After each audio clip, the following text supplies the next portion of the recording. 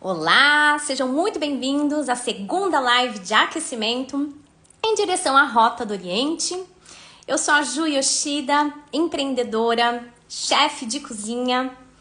Essas lives aqui de aquecimento, gente, elas contêm muito conteúdo que espero que ajudem vocês, que preparem vocês para a série que é a Rota do Oriente, que é um evento, gente, 100% online, gratuito, que vai acontecer nos dias 16, 18 e 20 de setembro. E é lá, gente, que eu mostro para vocês o caminho para vocês faturarem agora mesmo R$6.000 por mês com a culinária oriental, mesmo começando do zero. É isso aí, gente. Eu ensino vocês a cozinhar e faturar R$6.000 por mês agora mesmo. Bom, para participar é muito fácil, é só você se inscrever, tá? Lá no link que tá na minha bio, tá bom? Bom, hoje eu vou falar, gente, eu vou responder uma pergunta que sempre aparece para mim e ela me fez refletir, tá? Sobre isso. Então vamos lá para a pergunta. O preço dos ingredientes te impede de trabalhar com a culinária oriental? Eu preciso contextualizar, tá? Essa pergunta aqui para vocês conseguirem entender e eu conseguir responder da melhor forma possível, tá? Você já não olhou o preço dos ingredientes orientais, seja numa loja especializada ou numa prateleira de supermercado ou até mesmo numa pesquisa de internet? Principalmente, eu acho, quando a gente vai num restaurante japonês, a gente olha o cardápio e a gente acha tudo caríssimo. E a gente pensa, né, com a gente mesmo, nossa, gente, isso é um absurdo. Isso não é pra mim, né? E não é desse jeito que a gente acaba pensando. E olha, isso é muito bom, gente. Isso é tudo de bom pra gente, tá? Calma que eu vou explicar, vou chegar lá. Até o final desse episódio você vai entender por que essa visão é boa, tá? Será que realmente o que te impede de trabalhar com a culinária oriental são realmente os preços dos ingredientes orientais? Será que essa visão que você tem, que tudo é caro, ela não tá na sua cabeça porque a gente visualiza esses preços nos restaurantes? Será que o preço que eu coloco no meu produto final, no produto da culinária oriental que eu trabalho aqui na minha cozinha, eles são encarecidos realmente por conta dos ingredientes que a gente coloca nele? Ingredientes orientais nele? Se não for por esses motivos, gente, por que será que os pratos orientais eles são ditos como caros? Não é mesmo? Eu vou provar aqui para vocês que os ingredientes orientais, eles não são os grandes vilões, tá? E que, na verdade, né, não são os grandes vilões desses altos preços. Que, na verdade, existem benefícios escondidos aqui que você ainda não tá conseguindo enxergar, tá? Mesmo você tendo me ouvido agora, né, falando tudo isso daqui, você deve estar aí pensando, né? Continuo achando tudo muito caro, não mudou minha opinião, né? A Ju ainda não me convenceu, né? Afinal de contas, na atual situação, né, em que muitos vivem, né, que tentando pagar os boletos no final do mês e tentar conseguir um pouquinho a mais, né, conseguir uma sobrinha no final do mês, é difícil. E para isso a gente acaba economizando em várias coisas, né? E mesmo assim, muitas vezes a gente não consegue, porque sempre aparecem imprevistos, né, na vida. Seja um parente que acaba ficando doente, a gente precisa acudir, seja por conta de um irmão, um amigo, né, que tá fazendo aniversário e pede ajuda para comemorar. Ou a gente mesmo, né, acaba precisando ir no médico, porque tá com dor aqui, tá com dor ali, tem um gasto a mais. Ou quando a gente compra uma coisinha pra gente, né? E pra gente se sentir mais feliz, mais contente. E a gente fala pra gente mesmo, eu mereço, né? Então, imprevistos acontecem sempre, né, gente? Então, o que eu quero falar aqui é que muitas vezes essa questão dos imprevistos que a gente não espera, eles acabam criando, né, um ciclo de escassez muito maior, né? Então a gente acaba enxergando tudo à nossa volta como sendo um montante de dinheiro muito maior do que realmente é, tá?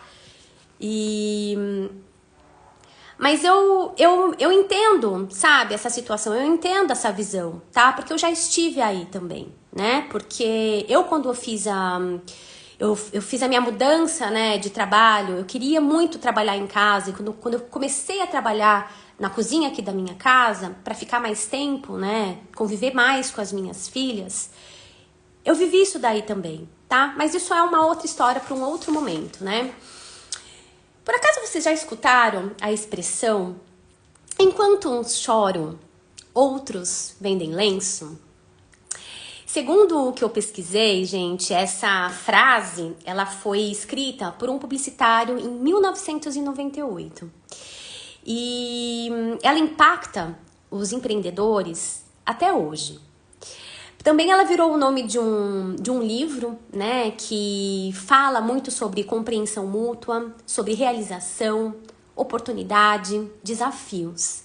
A ideia aqui, na verdade, é que enquanto algumas pessoas elas ficam presas no problema, né, elas se lamentam, elas choram, né, algumas outras pessoas elas conseguem encontrar formas de faturar com isso, de prosperar com isso. Ou seja, elas dão soluções, elas encontram soluções para os problemas, que no caso é a venda de lenços, tá? Então, esse questionamento, né, ele nos faz, na verdade, pensar de que lado a gente gostaria de estar. Você gostaria de estar em que lado? Daqueles que choram ou daqueles que vendem lenço?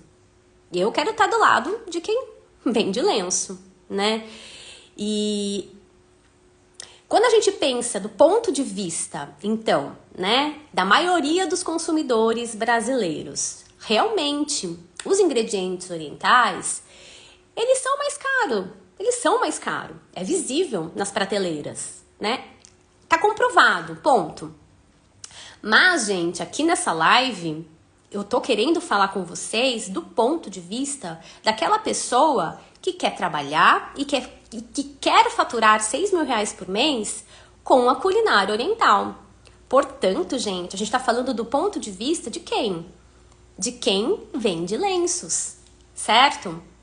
Então, por isso que eu falei que é muito bom ter essa visão de que tudo é caro, tá? Do ponto de vista de quem empreende com isso, é ótimo, tá? Então, eu vou te provar tudo isso agora, tá?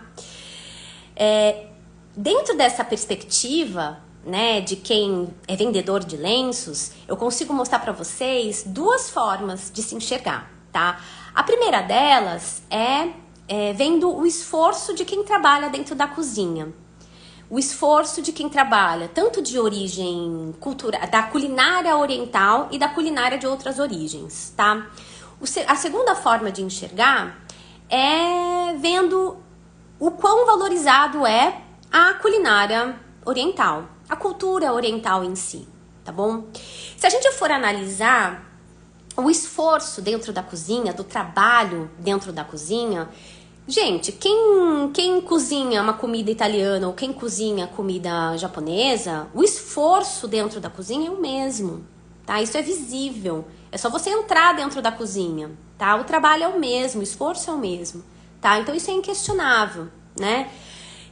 Só que se a gente for enxergar, né, quanto cada culinária ela é valorizada pelos consumidores e como o mercado atualmente ele aceita, gente, vocês têm que concordar comigo que a culinária oriental ela tem uma diferença muito grande, né, nesse aspecto de valorização, tá? Porque se a gente for olhar o arroz com feijão básico, né, do brasileiro, e a gente for olhar um básico da comida japonesa, por exemplo, é cravado na nossa mente, né, que a comida japonesa ela é mais valorizada, né? Ela é mais chique, ela tem um tchan, né, a mais. E tem toda uma história, tem toda uma tradição de longa data, né? Que percorre todo esse processo, né, de valorização e que traz esse conceito de culinária mais valorizada, né? Então, enfim, né, a gente consegue entender com isso que o prato pronto da culinária oriental, ele realmente tá no senso comum de que ele é uma culinária mais cara, né? Se a gente for comparar com a culinária brasileira ou mesmo a italiana, tá? Por exemplo. Então a gente conseguiu provar realmente que o prato pronto da culinária oriental, via de regra, ela é mais cara sim, né? A questão que vocês me fizeram aqui era em relação aos ingredientes japoneses, né? Serem mais caros. Gente, mesmo se eles forem mais caros, eles não são agregados dentro do valor final desse prato. E esse valor que a gente paga por esse prato, ele já não está concretizado que ele é aceito pelo mercado. As pessoas, a gente coloca um preço, as pessoas compram por esse preço. Então, já existe essa clientela, ela já existe, já está consolidado, isso é um fato, tá? Então, eu não estou questionando aqui. O vendedor de sushi, o vendedor de comida oriental, ele não precisa baixar seu preço, tá bom? Para conseguir vender, né, o seu produto, tá? Então, bingo, né? Os ingredientes em si, orientais, eles são irrelevantes, gente, porque as pessoas pagam por esses produtos, tá bom? É aceito no mercado, né? Mas eu quero ir mais além com vocês, tá? Eu quero mostrar que esses ingredientes orientais, eles realmente são irrelevantes, tá? Então eu fiz um levantamento, gente, em várias receitas que eu tenho, receitas que eu trabalho aqui na minha cozinha, tá? Eu fiz um levantamento de dados, peguei tudo que é ingrediente oriental dentro de uma receita, tá? De várias receitas. E o que eu entendi ali? Dentro de uma receita total, de um custo, né, um custo de ingredientes total, dentro de uma receita, dentro de uma preparação, o meu custo com ingrediente oriental, ele varia entre 10% a no máximo 40% da totalidade desse custo dessa receita, tá? Então, sabe, é muito pouco se a gente for pensar como um todo de uma preparação, tá? Eu quero mostrar aqui na prática para vocês, para ficar mais fácil, tá? De vocês conseguirem enxergar. Eu vou fazer um comparativo com vocês de duas receitas, tá? 2 preparos de origens diferentes, só pra gente conseguir enxergar isso daí, tá? Na prática. Eu vou mostrar para vocês os custos para a preparação de um prato que eu costumo fazer, que se chama gyudon. O gyudon, ele é um prato super tradicional japonês. Ele é à base de carne bovina. E é cozido, temperado com cebola. E ele é cozido dentro de um caldo à base de shoyu e hondashi, que é um tempero de peixe, tá? E ele é servido acompanhado de gohan, que é o arroz japonês. E dentro dessa gama de ingredientes, eu consigo fazer um mesmo tipo de uma outra preparação, mas eu consigo utilizar a mesma base de ingredientes para a gente conseguir comparar. No caso, eu vou comparar com um risoto italiano, um risoto com a mesma carne que eu usei para fazer o gyudon. O caldo, gente, vai também, né, no risoto. Então, eu coloquei uma base de um caldo simples de legumes e também ele vai arroz, né? No caso do gyudon, ele vai um arroz japonês. No caso do risoto, ele acompanha, né, cozido nesse caldo, um arroz arbóreo, um arroz próprio para fazer risoto, tá? Então, quero mostrar aqui para vocês, gente, um slide para vocês conseguirem entender, tá? Dentro de uma receita de gyudon, o custo de um prato de gyudon, para mim, ele sai por R$10,85. Nesses R$10,85 tá todos os ingredientes para a construção desse gyudon, tá? Os ingredientes que a gente utiliza, que são considerados orientais dentro dessa receita, Um deles é para a base do caldo, que eu utilizo o shoyu e o hondashi, tá? Eu tive um custo, gente, de 68 centavos para a construção desse caldo, tá? A gente leva saquê, né, que é uma bebida alcoólica, que dá sabor, 93 centavos. E o arroz japonês, ele tem um custo, né, nessa porção aí individual de R$1,28. Isso daqui, gente, ele mostra que dentro do total de custo de ingredientes, que era R$10,85, apenas R$1,61, que equivale a 15% desse custo de receita, é o que a gente gasta, gente, com ingredientes orientais, tá? Fazendo a mesma análise, né, na produção do risoto, para um prato de risoto, a gente teve um custo de R$13,62, tá? O que eu utilizei aqui para fazer o comparativo? Eu fiz um caldo base de legumes. Para a construção desse caldo base, gente, leva cenoura, alho poró, leva cebola, coisas básicas, tá bom?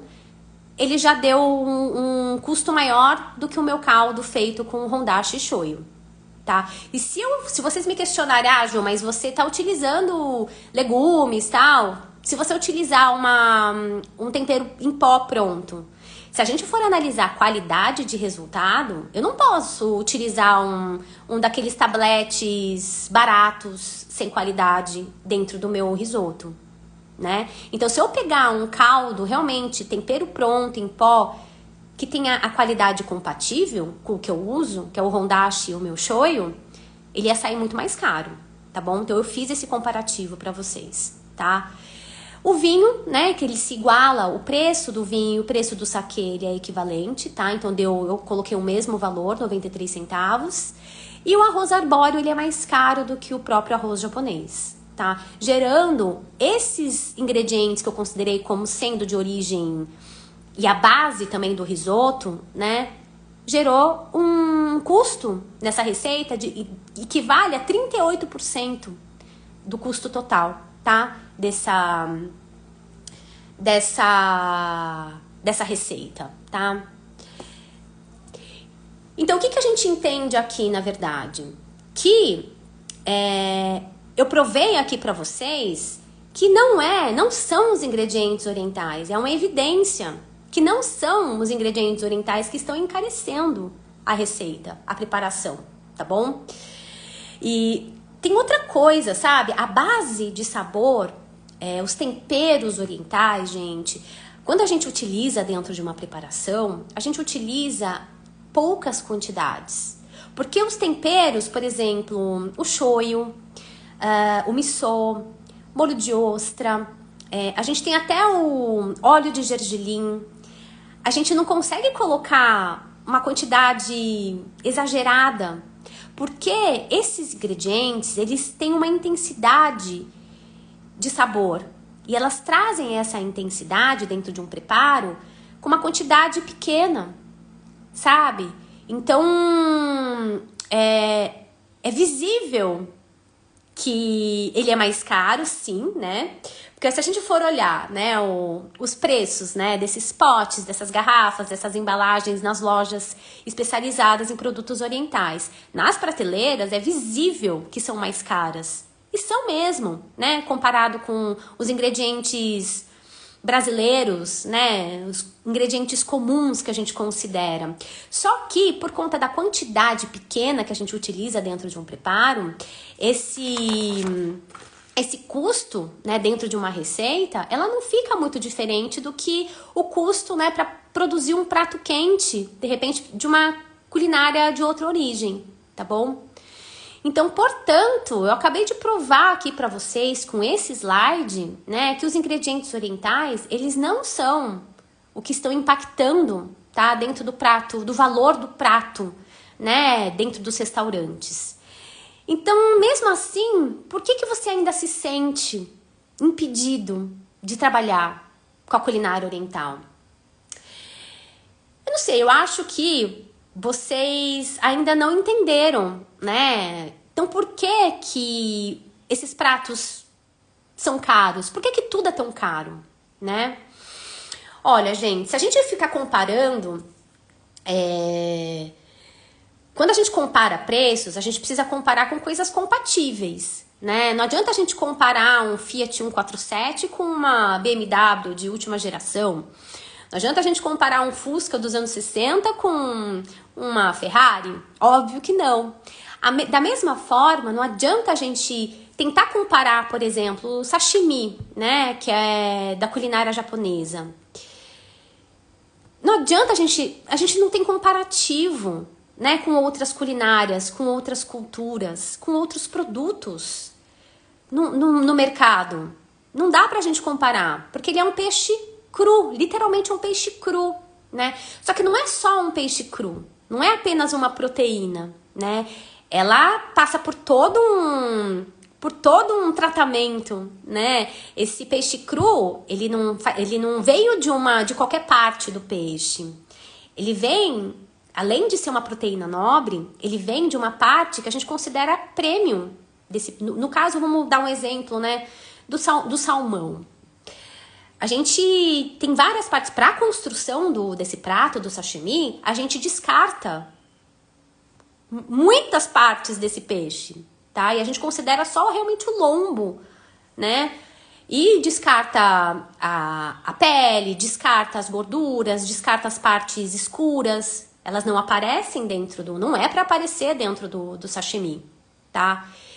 E para esse resultado, né, de produto, ele chegar na sua mesa bonito, lindo, né? Esse profissional, ele teve que realmente trabalhar ali, né? Então, se você ter esse olhar que a culinária, ela se baseia nisso daí, nesses pratos crus, é realmente visível que acaba impedindo a gente, né, de se trabalhar com a culinária oriental, né? Então, se esse for o seu caso, o que eu posso falar para você, né? Para você, eu recomendaria trabalhar com algo que não precise de todo esse refinamento, né? Que você consiga trabalhar com as habilidades e as coisas que você tem. Então, eu recomendaria trabalhar com pratos quentes, de repente, né? Porque esses pratos quentes, assim como os pratos frios, os pratos crus, eles carregam toda essa valorização também, né? Que foi adquirida realmente com tantos anos de tradição, tá? Então, dessa forma, você consegue ter o seu negócio de culinária oriental, faturando com a lucratividade, né? Uma lucratividade melhor, visto que o lucro é realmente o que entra, né, no nosso bolso, certo? Para fechar aqui, gente, a pergunta inicial, né, que a gente iniciou essa live aqui, o preço dos ingredientes te impede de trabalhar com a culinária oriental?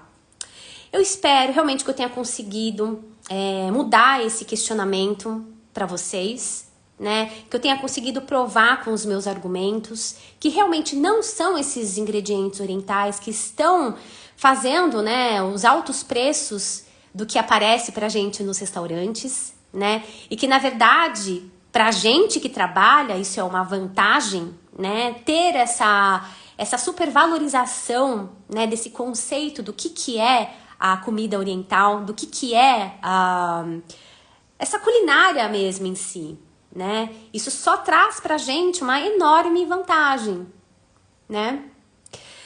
E, bom, eu espero que vocês tenham gostado desse conteúdo, desse episódio aqui de hoje, dessa live. A gente chegou, né, ao fim dessa segunda live. Ainda a gente tem mais 3 lives para acontecer na semana que vem. Eu vou colocar aqui na descrição do vídeo como é que vai estar a programação para vocês não se perderem, tá? Mas a próxima vai ser nessa segunda-feira, né? E no dia 9 de setembro, então não percam. O tema da próxima aula, da próxima live, vai ser o seguinte: e por falar em paixão, onde anda você? Então, para você que tá pensando em empreender, não perca essa aula aqui que vai estar super legal, tá bom? Vai trazer muito, muito, muito conhecimento para você. Último recado, faltam 10 dias para a Rota do Oriente, tá? Então não deixem de se inscrever. Para participar, é só você clicar lá no link que tá na minha bio e inscrever para esse evento, tá bom? Espero que vocês não tenham nenhuma dúvida. Se tiverem, podem colocar aqui no chat. Aproveitem que eu tô aqui ao vivo, online, aqui com vocês. Se não tiverem dúvidas, vocês podem colocar também depois nos comentários, tá? Que essa live vai ficar temporariamente salva no feed, tá? Então assistam enquanto ela estiver disponível, já já ela sai, tá bom? Agradeço a presença de todo mundo, espero que tenham gostado realmente. Se vocês não têm nenhuma dúvida no momento. O saquê, sim, o saquê é o mirim, mas você pode utilizar também o saquê normal, o saquê seco, substituir com um pouquinho de açúcar, dá certo também, tá? Mas o preço é equivalente entre o saquê seco e o saquê mirim, então em relação a custo de ingrediente isso não varia, tá bom? Mais alguma pergunta, gente? Conta pra mim, quero fazer uma pergunta pra vocês, vocês se incluem dentro dessa questão? O custo dos ingredientes te impedia realmente de trabalhar com a culinária oriental? Isso é algo que estava na cabeça de vocês? Consegui mostrar para vocês que não é ele que está encarecendo? Que na verdade é que a culinária oriental ela é valorizada, ela não é cara? Consegui mostrar isso para vocês? Eu espero que sim, viu, gente? Espero vocês para a próxima... Opa! Aqui no Rio, o peixe fresco é a dificuldade. Na verdade, até pra gente aqui, eu tô no interior de São Paulo, né? Então, ainda estou próxima, né? Não tô tão longe, assim, de um litoral. Mas eu concordo com você, né? Então, se ele é um limitante para se trabalhar... É o que eu falei, trabalhe com outras proteínas, trabalhe com outros tipos de prato que não sejam crus, né? Exatamente, com pratos quentes. Então esse não é um limitante. O ingrediente que tá faltante ou que ele é caro para você, ele pode ser substituído, tá? Por um que seja mais em conta. E a diferença aqui é a forma de preparação, né? Não precisa trabalhar com peixes crus, trabalhe com outras proteínas, tá bom?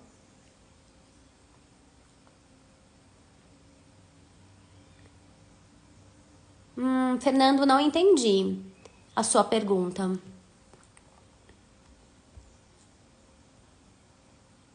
Deixa eu voltar aqui. O Fernando perguntou, então, Mina, como fazer um espaguete? Não entendi, desculpa.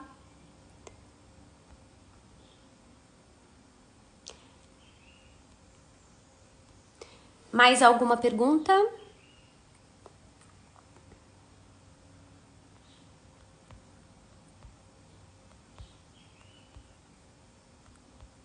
Pessoal, se vocês não têm mais nenhuma pergunta, avisei vocês, essa live vai ficar gravada. Por favor, façam seus comentários e tirem suas dúvidas por lá, nos comentários, tá bom? Avisei que essa live ela não vai ficar salva por muito tempo, então se vocês tiverem oportunidade, assistam o quanto antes, tá bom? Se quiserem compartilhar essa live com outras pessoas que têm interesse em trabalhar com a culinária oriental, por favor, façam isso, compartilhem, tá legal? Agradeço a presença de todos, eu vou finalizando por aqui, eu aguardo vocês na próxima live de aquecimento, que vai acontecer na segunda-feira, dia 9 de setembro, tá bom? E não se esqueçam, se inscrevam para a Rota do Oriente. Beijo pra vocês, até mais, gente!